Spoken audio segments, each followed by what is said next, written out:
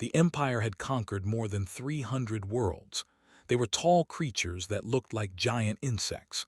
Their bodies were covered in hard shells stronger than metal. They had 4 arms and eyes that could see in the dark. For 500 years, no species had ever beaten them in war. When their ships appeared above the human colony of Nu, the people below knew that death had come. Commander stood on the bridge of her warship and watched the planet through the viewing screen. She was old for nearly 200 years, and she had led countless invasions. This one would be no different. The humans were a young species. They had only been traveling among the stars for 300 years. They were soft creatures with weak bodies and short lives. They would fall like all the others. "Begin the attack," she ordered. 100 descended through the clouds. Each one carried 50 warriors. They landed around the main city and began their march. On the ground, Lieutenant Park watched them come. She was 32 years old with short black hair and tired eyes. She had joined the military to help people, not to fight wars.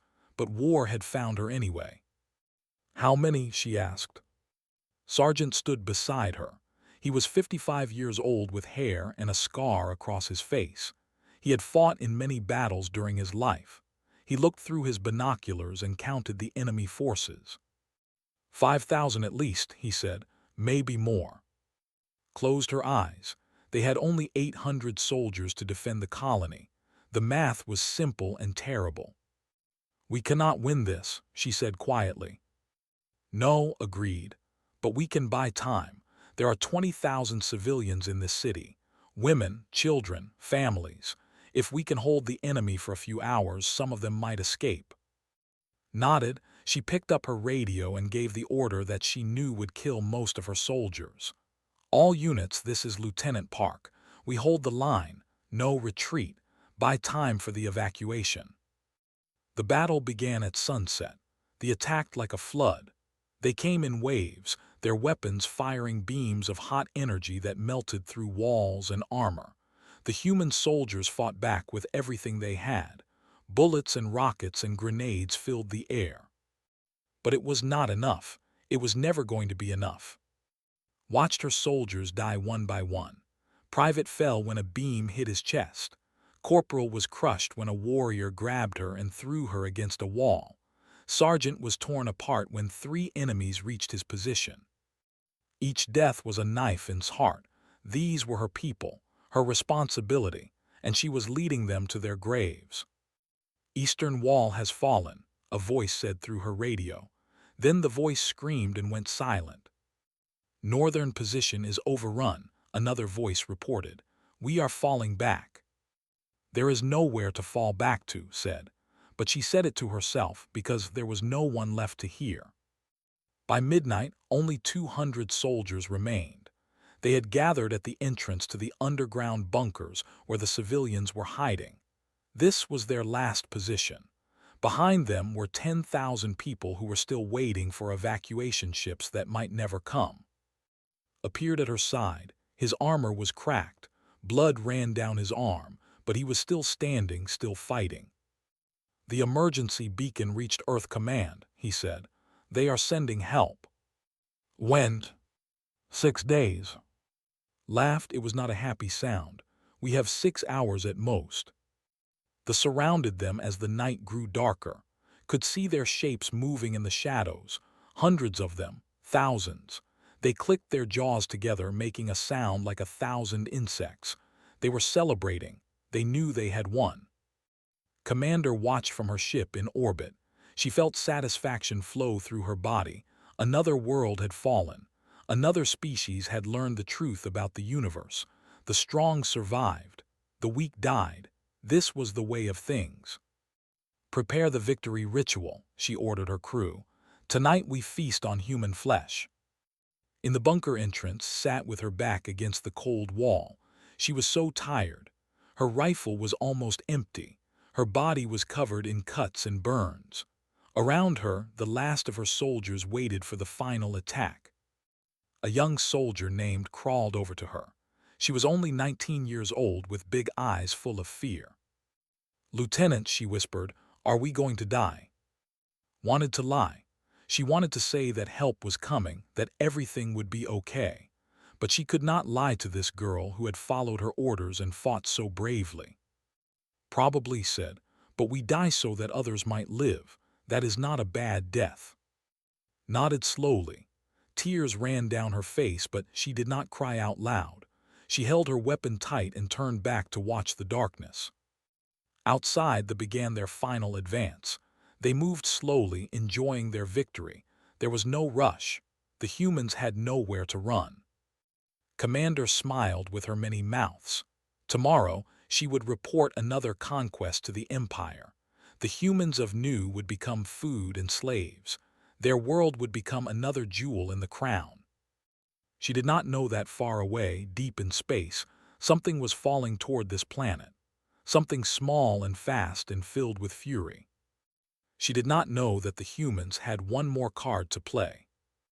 And she did not know that by sunrise, she would learn to fear. Deep inside the bunker, a young woman sat in front of a communication screen. Her name was Han. She was 28 years old and had worked as a communications officer for 5 years. Her fingers moved across the keyboard as she tried to find any signal from Earth. The bunker was cold and dark. The power was failing. Around her, thousands of civilians huddled together in fear.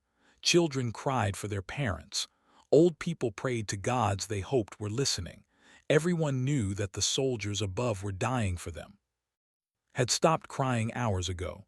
She had no more tears left. All she could do was her job, send messages, look for help, hope for a miracle. Then her screen lit up with a coded transmission.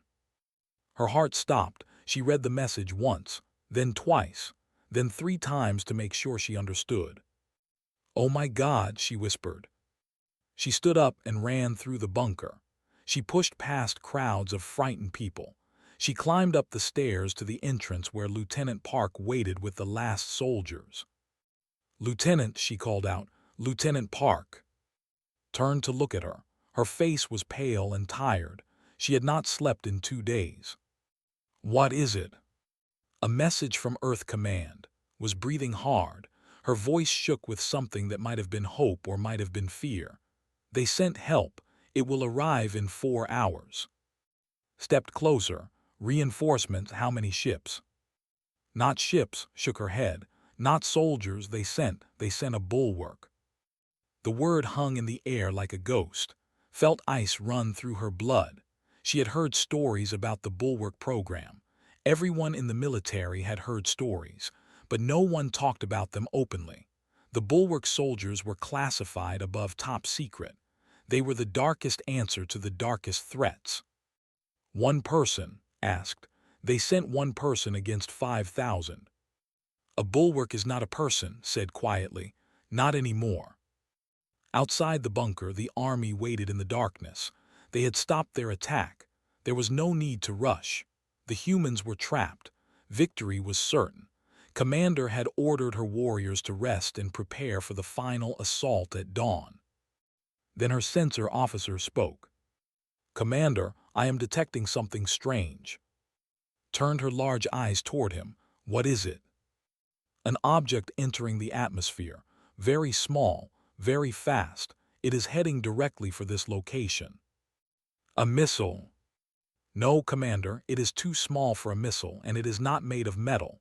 The sensor officer paused, confused. "It appears to be organic." Felt something she had not felt in a long time. Uncertainty. "Show me." The viewing screen displayed a small object falling through the sky. It was shaped like a coffin. It was wrapped in flames as it burned through the atmosphere, and it was falling directly toward the battlefield. "What are the humans sending?" asked. None of her officers had an answer. The object hit the ground 3 kilometers from the bunker. The impact was powerful. It shook the earth and left a crater 20 meters wide. Smoke and dust rose into the night sky. Sent a reconnaissance squad to investigate. 12 of her best warriors. They were strong and fast and deadly. They had killed hundreds of humans and dozens of other species. They were afraid of nothing. They marched toward the crater. Their weapons were ready. Their eyes watched every shadow. Then they reached the edge of the crater and looked down. Standing in the center was a figure in black armor. It was shaped like a human, but it was bigger, much bigger. It stood nearly 2 meters tall and was as wide as 2 normal men. Its armor was covered in scratches and dents from old battles. On its shoulder was a symbol that they had never seen before, a broken chain.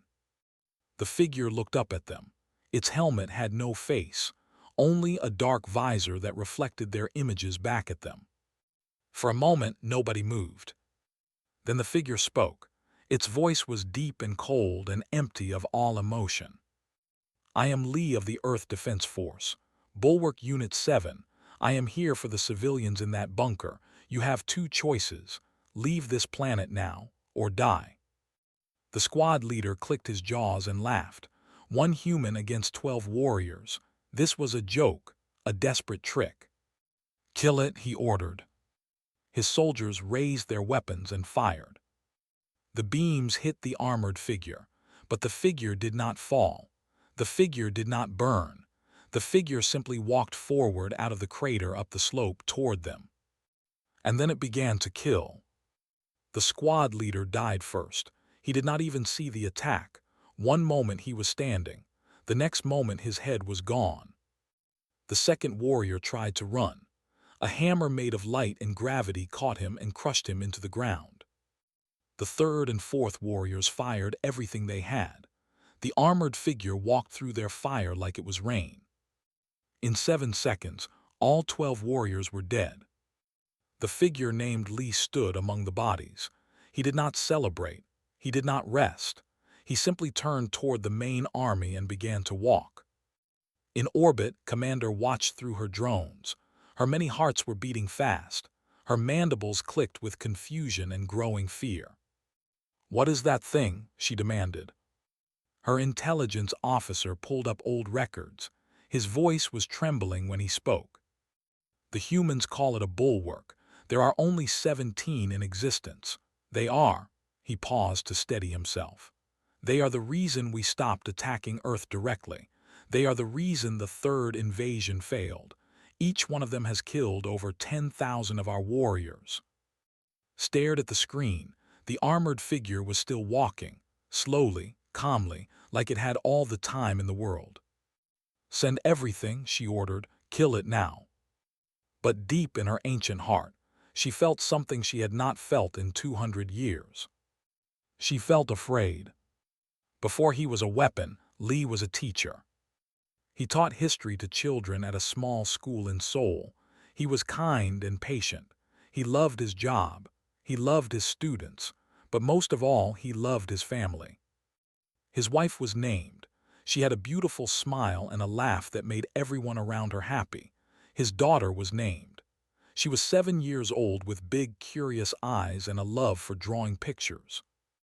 Every morning would wake up early. He would make breakfast for his family. He would walk to school. He would kiss goodbye. He was an ordinary man living an ordinary life. Then came. The third invasion happened without warning. One moment the sky was blue and peaceful. The next moment it was filled with alien ships. Seoul was one of the first cities to fall. They used their most powerful weapon. They called it the glass fire. It was a beam of energy so hot that it turned everything it touched into molten glass. Was at work when the attack happened. He tried to run home. He ran through streets filled with screaming people. He ran past buildings that were melting. He ran until his legs burned and his lungs screamed for air. When he reached his home, there was nothing left, just a crater of smooth black glass, his wife, his daughter, his whole world, gone in an instant. Something broke inside that day, something that could never be fixed. He joined the military the next week. He volunteered for every dangerous mission. He fought like a man who wanted to die, but he was too good at killing. He survived every battle, and his commanders noticed. They came to him with an offer, the Bulwark program. They told him what it would do to his body. They told him what it would do to his mind. They told him he would never be normal again. He would become a weapon, a tool for destruction. He would feel every death he caused. He would carry the weight of every life he took. Said yes without hesitation. The process took 3 years. They replaced his bones with metal stronger than steel. They filled his muscles with fibers that could lift a car. They put machines in his brain that made him faster, smarter, and deadlier than any normal human could ever be. But the hardest part was not the physical changes. The hardest part was what they did to his soul. They took away his fear. They took away his hesitation. They took away his ability to stop. When he saw an enemy, something inside him switched on. He became a killing machine. He could not control it. He could only watch as his body moved and fought and destroyed. But they left his heart intact. They left his memories. They left his pain. So every time he killed, he felt it. Every life he ended was a weight on his conscience. Every death was a reminder of what he had lost and what he had become. The other bulwarks called this the curse. You became unstoppable in battle, but you never stopped hurting. Now, 5 years later, walked toward the army on new. His armor hummed with power. His weapons were ready. His heart was empty except for one purpose: save the civilians, destroy the enemy. Commander sent 500 warriors to stop him. They formed a wall of bodies and weapons. They fired everything at once. Thousands of energy beams lit up the night. The ground around exploded. Rocks and dirt flew into the air. The noise was like thunder that never stopped, but kept walking. His armor absorbed the attacks. His shields flickered but held. He raised his right arm. In his hand was a gravity hammer. It was a weapon that bent space itself. When it struck something, the gravity around it increased 1,000 times. The first warrior tried to block the hammer with its arms. The gravity crushed it into a ball no bigger than a fist. The second warrior tried to run, was faster. The hammer caught it in the back. The third, fourth, and fifth warriors attacked together. They died together. Moved through the army like fire through dry grass. He did not stop. He did not slow down. He did not speak or shout or show any emotion. He simply killed everything in his path. In his mind he was screaming. In his heart he was crying. But his body moved on its own. The Bulwark program had made sure of that. 500 warriors became 400, then 300, then 200. Commander watched from orbit. Her mandibles were shaking. Her officers were silent with terror. "This cannot be real," she whispered. "This cannot be possible." But it was real, and it was very possible. Because this was what humans did when you pushed them too far. This was the monster they created when you took everything from them. Lee was not fighting for victory. He was not fighting for his country. He was not even fighting for the civilians in the bunker. He was fighting because he had nothing left to live for except this: protecting strangers, saving lives he would never know, being the wall between the innocent and the evil. The warriors fell like rain. And Lee kept walking. Alone. Always alone. Inside the bunker, the sounds of battle had changed. At first, the noises were far away. Explosions and screams and the clicking of alien weapons. The civilians huddled together and prayed. The soldiers checked their weapons and prepared to die. But then something strange happened. The sounds began to move. They moved away from the bunker, away from the civilians, and they grew louder, more violent, more terrible. Lieutenant Park climbed up to an observation post near the top of the bunker. There was a small window there with thick glass. She pressed her face against it and looked out at the battlefield. What she saw would stay with her forever. A single figure in black armor was walking through the army. Everywhere the figure went, aliens died. The figure moved like water flowing through rocks. It was smooth and fast and unstoppable. Energy beams hit its armor and bounced away. Alien warriors attacked with their claws and were torn apart. They tried to surround the figure. They tried to overwhelm it with numbers. They sent 50 warriors at once, then 100, then 200. It did not matter. The result was always the same. Bodies fell, blood sprayed, and the figure kept walking. "How is this possible?" whispered. Sergeant appeared beside her. He looked through the window with old, tired eyes. He had seen many things in his long life, but he had never seen anything like this. "I heard about them during the third invasion," he said quietly. "The bulwarks. They said each one was worth 1,000 soldiers. I thought it was propaganda. I thought it was a lie to make us feel brave." He paused. "I was wrong." Watched the armored figure swing its hammer.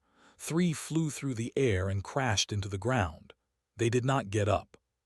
"He is saving us," she said. "One man is saving all of us."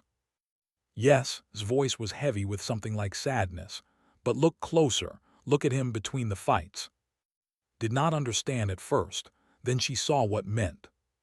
Between each group of enemies, when there was a moment of peace, the armored figure would pause. Its shoulders would sag. Its head would drop.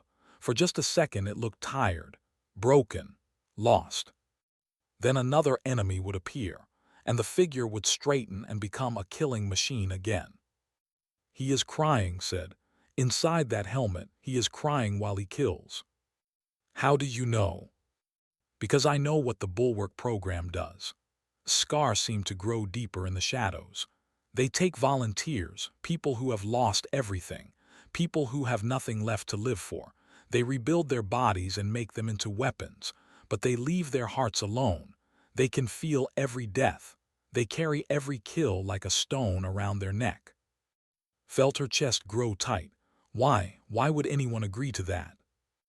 "Because someone has to," pointed at the bunker below them, at the thousands of civilians waiting in fear. "Someone has to stand between the monsters and the innocent. Someone has to carry the weight so that others do not have to. The bulwarks are those people. They sacrifice their humanity so that the rest of us can keep ours." On the battlefield, Lee killed his 500th, then his 600th, then his 700th.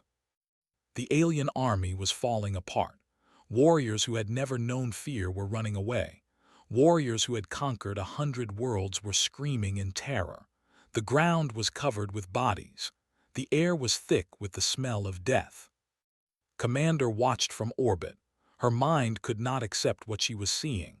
5,000 of her best warriors against one human, and the human was winning. "Pull back," she ordered, her voice cracked with disbelief. "All forces pull back to the—" Her officers stared at her.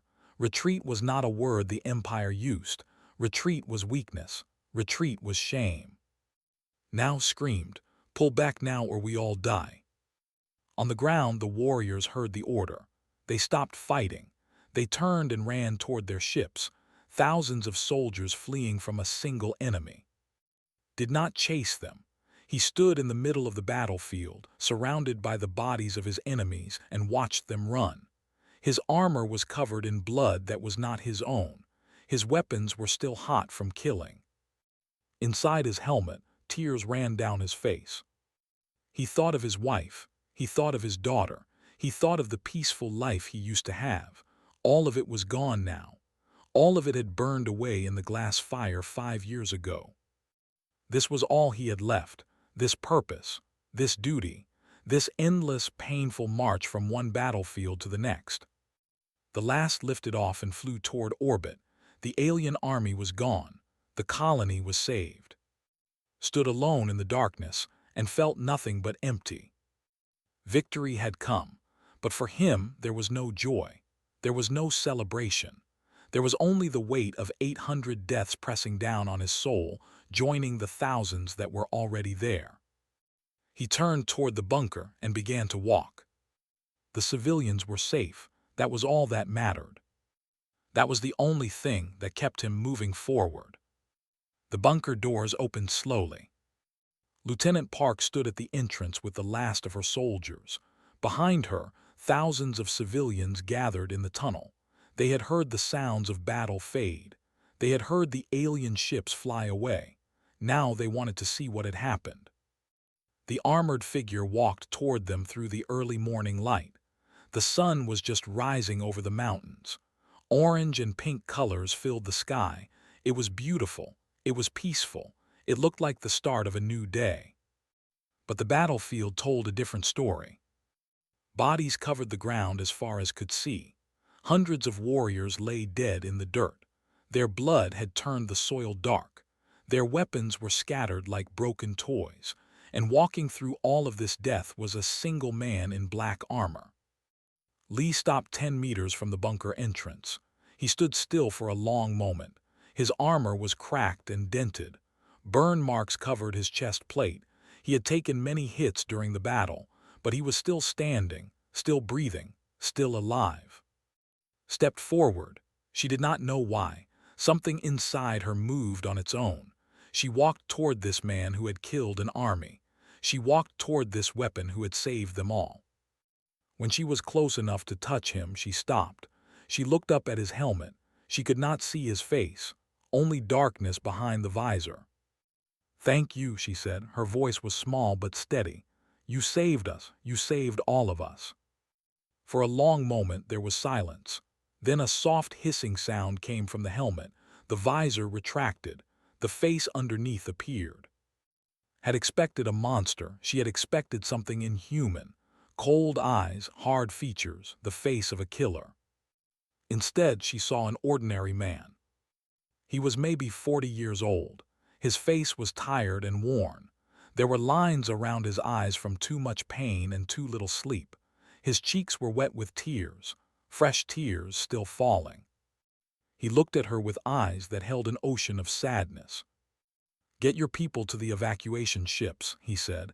His voice was hoarse and quiet.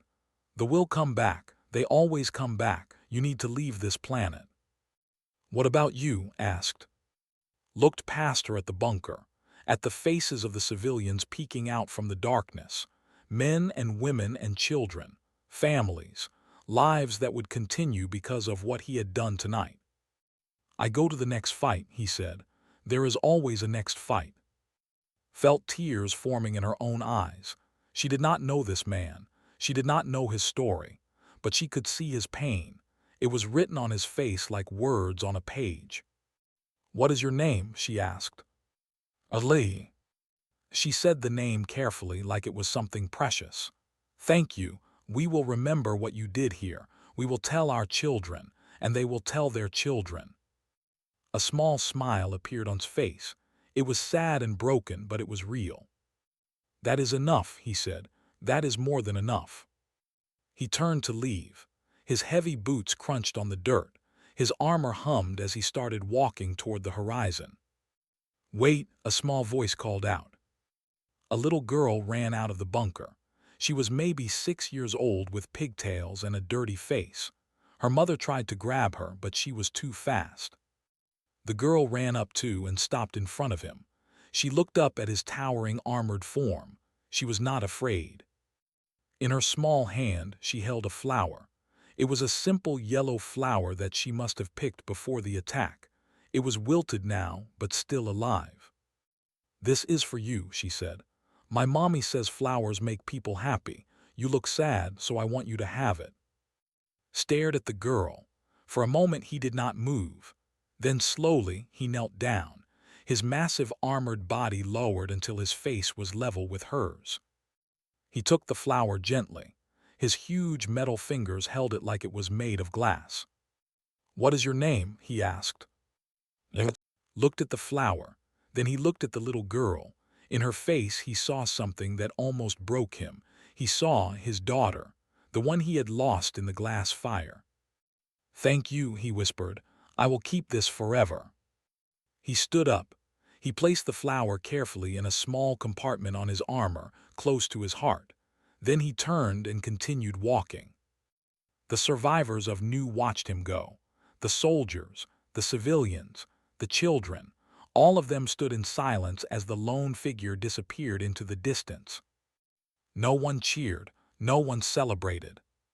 They simply watched and remembered. Years later, when historians wrote about the Battle of Nu, they talked about tactics and strategy. They talked about politics and resources. They made it sound clean and simple. But the survivors told a different story. They told stories about a man named Lee, a teacher who became a weapon, a father who lost everything and chose to become a shield for strangers, a human who carried the weight of war so that others could live in peace. They conquered many worlds after that, but they never attacked Earth directly again. They learned that humans were different from other species. Humans did not fight just to win. They did not fight just to survive. Humans fought because they could not stand to watch each other fall. They created monsters like the bulwarks because someone had to carry the darkness. Someone had to walk into the fire so that the light could continue. And somewhere in the galaxy, Lee kept walking, battle after battle, year after year, always alone, always carrying the weight. But in a small compartment near his heart, a wilted yellow flower reminded him why he fought. For the children who still had futures. For the families that still had hope. For the humanity that he had given up so that others could keep theirs. That was what humans carried. And that was why they would never truly be defeated.